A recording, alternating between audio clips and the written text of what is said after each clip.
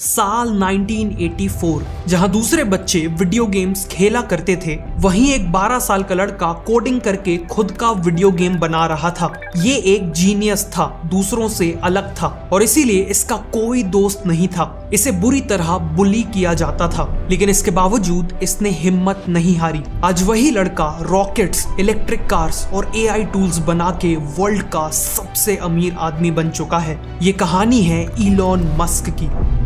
1971 में south Africa के Pretoria शहर में जन्म होता है इलॉन मस्क का। उनके फादर एक मैकेनिकल इंजीनियर थे और मदर एक मॉडल और डाइटिशियन थी। बचपन में इलॉन को एक प्रॉब्लम थी, वो कई बार एक ट्रांस की सिचुएशन में चले जाते थे, जिस दौरान उनके आसपास चाहे कुछ भी हो रहा हो उन्हें भनक तक नहीं लगती थी। पेरेंट्स और डॉक्टर्स को लगा कि इलॉन को सुनने में कोई प्रॉब्लम है, पर बाद में पता चला कि इस दौरान उनका ब्रेन एक सुपर कंप्यूटर की तरह काम करता था। बाहर की दुनिया पे फोकस खत्म हो जाता था और पूरी ब्रेन पावर कॉम्प्लेक्स आइडियाज को विजुअलाइज करने में लग जाती थी। बेसिकली उनके दिमाग के अंदर एक पूरी साइंस लैब चल रही होती थी। इलॉन की एक और आदत थी लगातार 10-10 घंटों तक इंसाइक्लोपीडियाज और साइंस फिक्शन बुक्स पढ़ना, और इन्हीं बुक्स को पढ़ पढ़ के वो काफी इंटेलेक्चुअल हो गए थे। एक रात वो अपनी कजन्स के साथ बाहर खेल रहे थे, तभी उनकी एक कजन ने कहा कि उसे अंधेरे से डर लग रहा है, जिसके जवाब में इलॉन ने कहा कि darkness is only absence of light. Elon हमेशा लोगों को इसी तरह के लॉजिकल और फैक्चुअल तरीकों से जवाब देते थे, जिस कारण दूसरे बच्चे उन्हें पसंद नहीं करते थे। इनफैक्ट उन्हें स्कूल में बुरी तरह बुली किया जाता था। एक बार तो स्टूडेंट्स की एक गैंग ने उन्हें सीढ़ियों से नीचे फेंक दिया और फिर इतना पीटा कि उन्हें हॉस्पिटल में एडमिट करना पड़ा। लेकिन इन सभी इंसिडेंट्स ने इलॉन को पेन और हार्डशिप सहने के लिए मजबूत बना दिया। 8 साल की उम्र तक इलॉन की फैमिली एक हैप्पी फैमिली थी और ये फोटो उन्हीं हैप्पी टाइम्स की है। लेकिन फिर 1 साल के अंदर अंदर सब कुछ बिखर गया। उनके पेरेंट्स का डाइवोर्स हो गया, लेकिन इलॉन ने डिसाइड किया कि वो अपने फादर के साथ रहेंगे। 10 साल की एज में इलॉन ने एक मॉल में पहली बार एक कंप्यूटर देखा और उसे देख के वो इतने फैसिनेटेड हो गए कि उन्होंने अपने फादर से उसे खरीदने की जिद की। कुछ टाइम बाद उन्हें 5 KB मेमोरी वाला ये कंप्यूटर मिल गया, साथ में बेसिक प्रोग्रामिंग लैंग्वेज वाली एक वर्कबुक भी मिली। इसे जनरली 6 महीनों में खत्म करना होता था, लेकिन इलॉन ने 3 दिन लगातार बिना सोए सभी लेसन्स कंप्लीट कर दिए।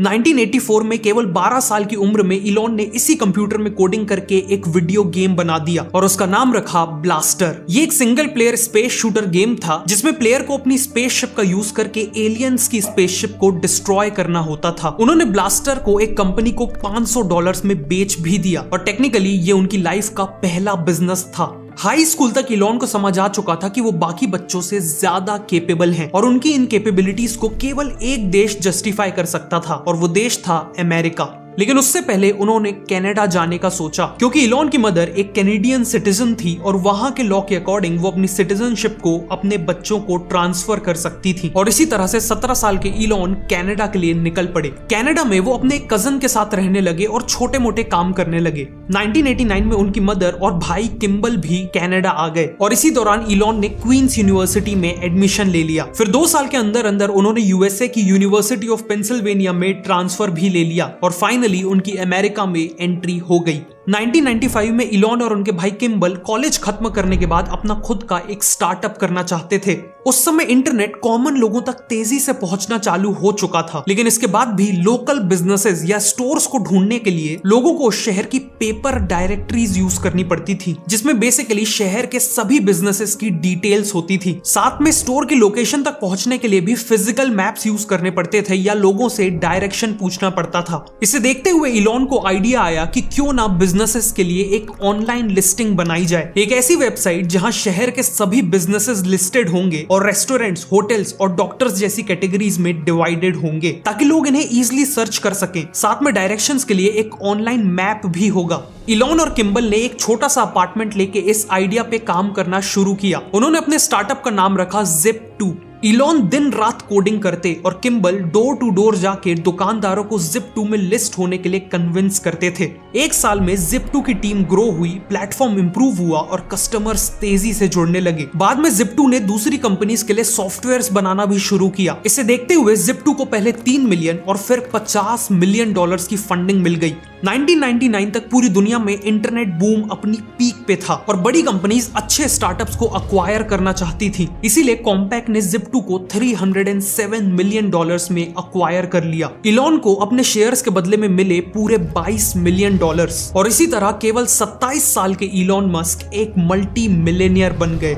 इलॉन चाहते तो इन पैसों के साथ रिटायर हो सकते थे, लेकिन Zip2 की सक्सेस तो उनके आने वाले फ्यूचर का 1% भी नहीं थी। वैसे अगर आप भी एक बिजनेस करते हैं या करना चाहते हैं तो ये ध्यान रखिएगा कि केवल एक अच्छा प्रोडक्ट बना लेने से बिजनेस सक्सेसफुल नहीं होता। प्रोडक्ट के साथ साथ आपको आपके बिजनेस के डे टू डे ऑपरेशंस जैसे इनवॉइसिंग, अकाउंटिंग, रिक्रूटमेंट और कस्टमर रिलेशनशिप्स को भी मैनेज करते आना चाहिए। वैसे कितना अच्छा होता अगर हम इन सभी चीजों को एक ही all in one management software के थ्रू मैनेज कर सकें। वेल, ये पॉसिबल है Odoo के साथ। Odoo 45 ऐसे एप्स ऑफर करता है जो किसी भी टाइप ऑफ बिजनेस और किसी भी साइज ऑफ बिजनेस के सभी बिजनेस नीड्स को कवर करता है। यहाँ आप इनवॉइसेस बना सकते हैं, बुक्स ऑफ अकाउंट्स मेंटेन कर सकते हैं, प्लस मार्केटिंग, वेबसाइट और सेल्स भी मैनेज कर सकते हैं। Odoo की खास बात यह है कि ये काफी इजी टू यूज है। इसे यूज करने के लिए किसी एक्सपर्ट की जरूरत नहीं है। ऑल्सो इनके एप्स एक दूसरे से इंटीग्रेटेड होते हैं। फॉर एग्जाम्पल, अगर आप Odoo के थ्रू एक इनवॉइस रेस करोगे तो उसकी एंट्री ऑटोमेटिकली आपके बुक्स ऑफ अकाउंट्स में हो जाएगी। सिमिलरली, जब आप एक सेल्स रिकॉर्ड करते हो तो आपके इन्वेंट्री रिकॉर्ड्स ऑटोमेटिकली अपडेट हो जाएंगे और CRM ऐप में कस्टमर की परचेज हिस्ट्री भी अपडेट हो जाएगी। द बेस्ट पार्ट इज कि आपको इन सभी एप्स के लिए अलग अलग पे नहीं करना। ये सारे एप्स एक ही सिंगल अफोर्डेबल सब्सक्रिप्शन में आ जाते हैं। इनका फर्स्ट ऐप तो लाइफ टाइम के लिए 100% फ्री है। तो अगर आप भी अपने बिजनेस ऑपरेशंस को डिजिटाइज करना चाहते हो तो डिस्क्रिप्शन और पिन कमेंट में दिए हुए लिंक से Odoo पे अभी साइन अप करो।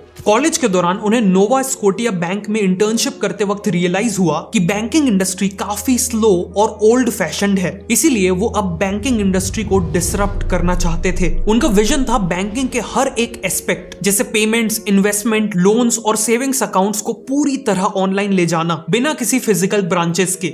इस विजन के साथ उन्होंने $12 मिलियन इन्वेस्ट किए और 1999 में स्टार्ट की X.com। लेकिन उस समय लोग ऑनलाइन शॉपिंग पे भी ट्रस्ट नहीं करते थे, ऑनलाइन बैंकिंग तो दूर की बात थी, जिस कारण इलॉन के लिए कस्टमर्स लाना बहुत डिफिकल्ट हो रहा था। इसीलिए इलॉन ने एक कमाल की स्कीम सोची। उन्होंने हर नए यूजर को ज्वाइन करने पर फ्री में $20 देना चालू कर दिए। इस $20 को वो कस्टमर इमीडिएटली खर्च कर सकता था। साथ में इस ऐप को दूसरे लोगों को रेफर करने पर भी $10 का रेफरल बोनस मिलता था। ये स्ट्रैटेजी इतनी सक्सेसफुल हुई कि अगले 2 ही महीनों में X.com पे 2 लाख यूजर्स आ गए। बट प्रॉब्लम ये थी कि इलॉन ऐसा करने वाले एक लौते नहीं थे। इसी दौरान पीटर थील नाम के एक यंग एंटरप्रेन्योर ने भी पेपैल नाम से एक डिजिटल बैंक स्टार्ट किया था। दोनों ही कंपनीज एक दूसरे को हराने के लिए मार्केटिंग पे करोड़ों रुपए खर्च कर रही थी। लेकिन ईयर 2000 की शुरुआत में उन्हें रियलाइज हो गया कि अगर वो इसी तरह लड़ती रही तो दोनों ही कंपनीज बर्बाद हो जाएंगी। इसीलिए मार्च में दोनों कंपनीज मर्ज हो गई। इस नई कंपनी के लार्जेस्ट शेयर होल्डर और CEO इलॉन थे और कंपनी का नाम भी X.com था। लेकिन इस मर्जर के बाद ये बात क्लियर हो गई कि इलॉन और पेपैल के फाउंडर्स के बीच में बहुत डिसएग्रीमेंट्स थे। जहां इलॉन कंपनी का नाम X.com चाहते थे, वहीं एम्प्लॉइज और कस्टमर्स पेपैल प्रेफर कर रहे थे। साथ में इलॉन का मैनेजमेंट स्टाइल काफी रूथलेस था। वो अपने एम्प्लॉइज को माइक्रो मैनेज करते थे और गलतियां निकलने पर उन्हें पब्लिकली क्रिटिसाइज करते थे। जिस काम के लिए कई दिन या हफ्ते लगने होते थे, इलॉन उसी काम को कुछ ही घंटों में एक्सपेक्ट करते थे। इसी दौरान इलॉन ने अपनी लॉन्ग टाइम गर्लफ्रेंड जस्टिन से शादी की थी और सितंबर 2000 में वो हनीमून के लिए ऑस्ट्रेलिया गए थे। मौके का फायदा उठाते हुए कंपनी के सीनियर एग्जीक्यूटिव्स और बोर्ड ऑफ डायरेक्टर्स ने उन्हें CEO की पोजीशन से हटा दिया और पीटर थील को CEO बना दिया। उन्होंने वापस आके कंट्रोल रीगेन करने की बहुत कोशिश की, पर वो सक्सेसफुल नहीं हुए। लेकिन फिर भी वो पेपैल के लार्जेस्ट शेयर होल्डर बने रहे। लकीली पीटर थील की लीडरशिप में भी पेपैल ने बहुत अच्छी ग्रोथ की और 2002 में eBay ने पेपैल को $1.5 बिलियन में अक्वायर कर लिया। इस डील से इलॉन को मिले पूरे $180 मिलियन। पेपैल की सक्सेस के बाद इलॉन सिलिकॉन वैली के सबसे सक्सेसफुल एंटरप्रेन्योर्स में से एक बन चुके थे कि तभी इलॉन की कहानी में एक बहुत बड़ी ट्रेजेडी हो गई। एक बीमारी के चलते उन्होंने अपने 2.5 महीने के बेटे को हमेशा के लिए खो दिया। इस इंसिडेंट ने इलॉन को डीपली इम्पैक्ट किया। वो 3 हफ्तों तक अपने घर नहीं गए क्योंकि उनके अंदर घर में एम्प्टी क्रेडल देखने की हिम्मत नहीं थी। बचपन में इलॉन बुलिंग से डील करने के लिए खुद को बुक्स और प्रोग्रामिंग में डुबा दिया करते थे। सिमिलरली अपने बेटे के लॉस से डील करने के लिए उन्होंने अपने आप को काम में डुबा दिया। 2001 में 30 साल के इलॉन फिर से एक ऐसी इंडस्ट्री ढूंढने लगे जिसे डिसरप्ट किया जा सके। बचपन में उन्हें स्पेस में काफी इंटरेस्ट था और वो मिनी रॉकेट्स बना के लॉन्च भी किया करते थे, इसीलिए उन्होंने स्पेस सेक्टर को एक्सप्लोर करना चालू किया। एक दिन उनके दिमाग में क्वेश्चन आया कि आखिर ह्यूमंस ने अभी तक मार्स को एक्सप्लोर क्यों नहीं किया। उन्होंने नासा की वेबसाइट चेक की और पाया कि मार्स को एक्सप्लोर करने का नासा के पास कोई प्लान ही नहीं था, और इसी मूवमेंट में उन्होंने डिसाइड किया कि उनका अगला मिशन होगा मार्स को एक्सप्लोर करना।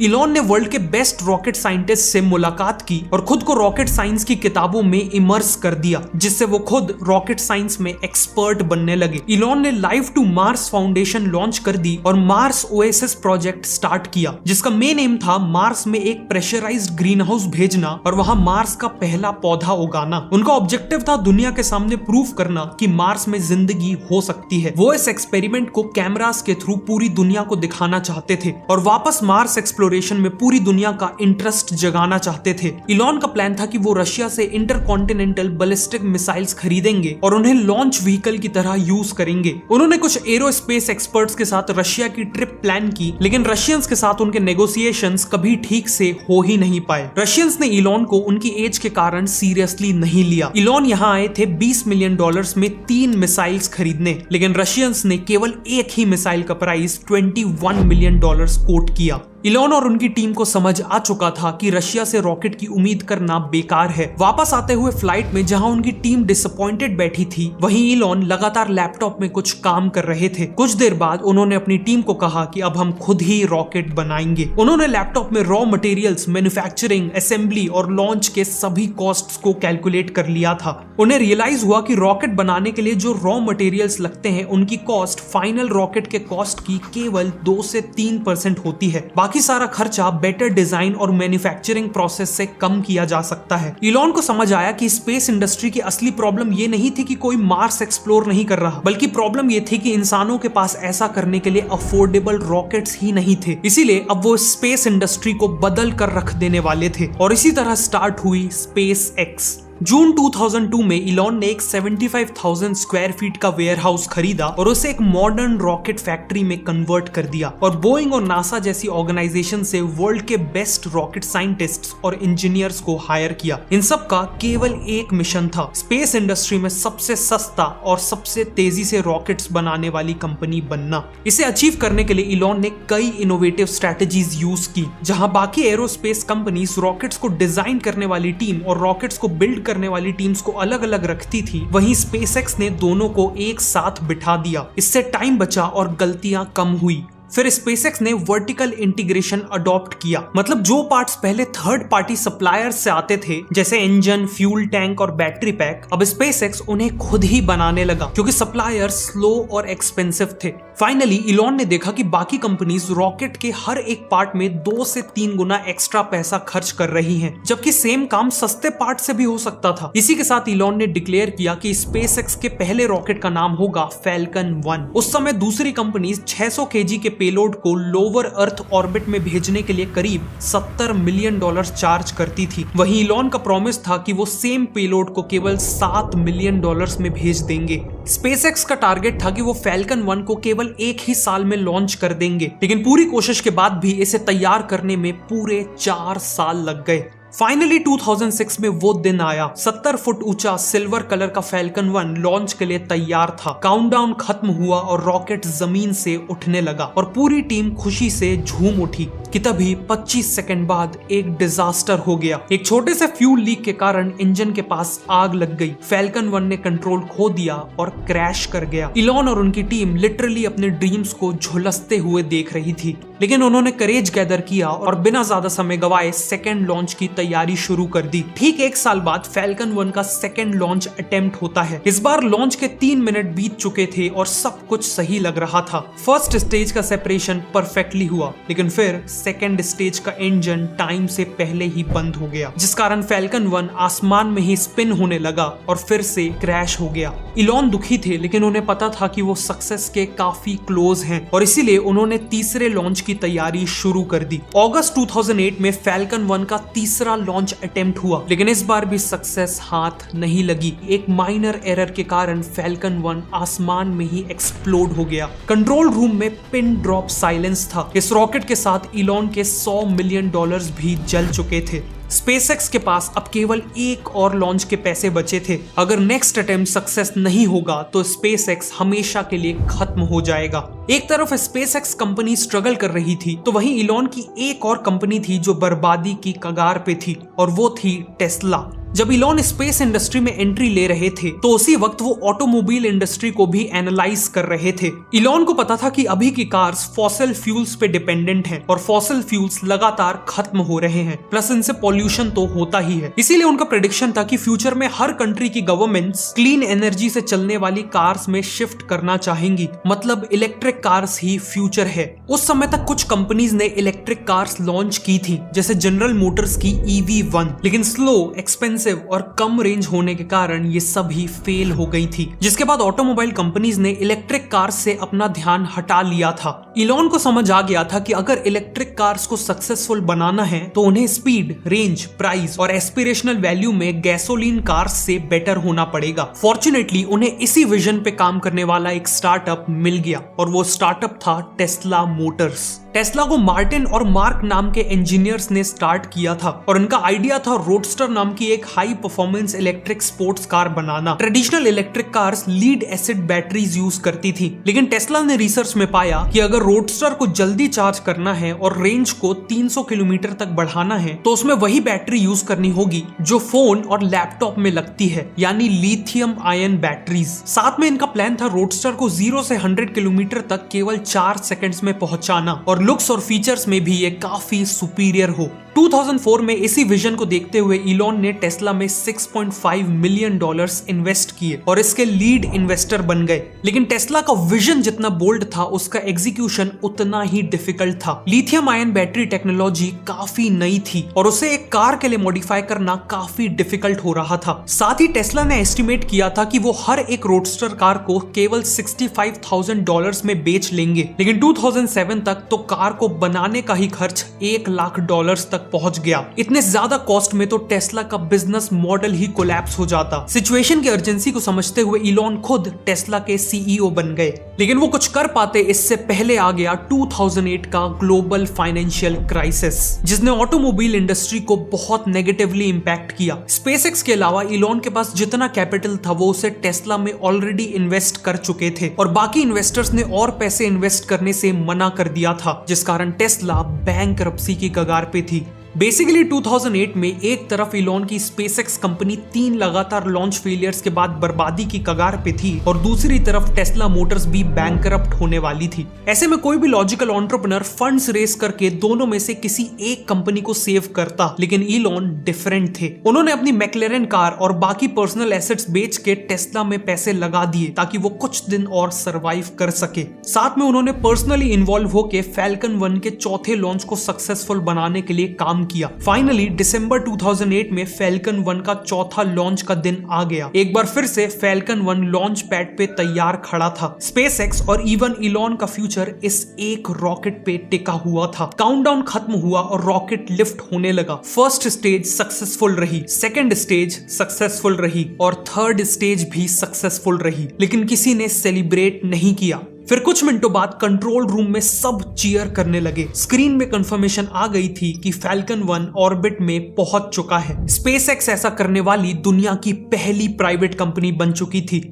इसके कुछ ही हफ्तों बाद नासा ने स्पेसएक्स को $1.6 बिलियन का कॉन्ट्रैक्ट दे दिया, जिसमें स्पेसएक्स को इंटरनेशनल स्पेस स्टेशन तक कार्गो पहुंचाना था। इस कॉन्ट्रैक्ट के चलते स्पेसएक्स दुनिया की सबसे सक्सेसफुल प्राइवेट स्पेस कंपनी बन चुकी थी, लेकिन दूसरी तरफ टेस्ला अभी भी स्ट्रगल कर रही थी। इसीलिए इलॉन ने पर्सनली इन्वेस्टर्स को कॉन्टैक्ट किया और उन्हें समझाया कि न केवल उनकी कार रेडी है, बल्कि हजारों लोगों ने इसे प्री ऑर्डर भी कर रखा है। उन्हें ये फंडिंग केवल इस कार को मास मास प्रोड्यूस करके कस्टमर्स तक पहुंचाने के लिए चाहिए। फाइनली इलॉन की मेहनत रंग लाई। उन्हें क्रिसमस ईव में $40 मिलियन की इमरजेंसी फंडिंग मिल गई और टेस्ला बैंकरप्ट होने से कुछ ही दिन पहले बच गई। इस फंडिंग से टेस्ला ने रोडस्टर का मास प्रोडक्शन और डिलीवरीज चालू कर दी और इसकी सक्सेस से टेस्ला ने पूरी दुनिया को प्रूव कर दिया कि एक electric car fast, long range और क्लासी हो सकती है। लेकिन एक प्रॉब्लम थी। रोडस्टर एक 2 सीटर स्पोर्ट्स कार थी जो काफी एक्सपेंसिव थी